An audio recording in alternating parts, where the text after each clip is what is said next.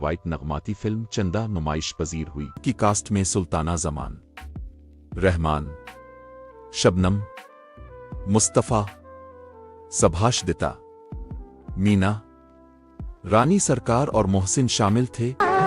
دوسرا گانا آواز انجم آرا۔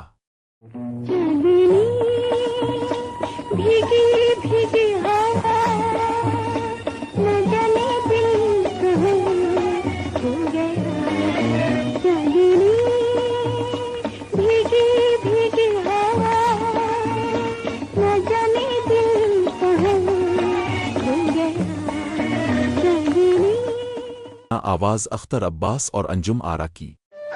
سنبھل کے او البیلی، کہاں چلی ہے اکیلی، کھو نہ جا دنیا رنگ رنگیلی ہے، سمجھ نہ مجھ کو اکیلی، میں ہوئی ایک پہیلی، ساتھ ہے دل میرا، ساتھ ہے میرے دل میرا۔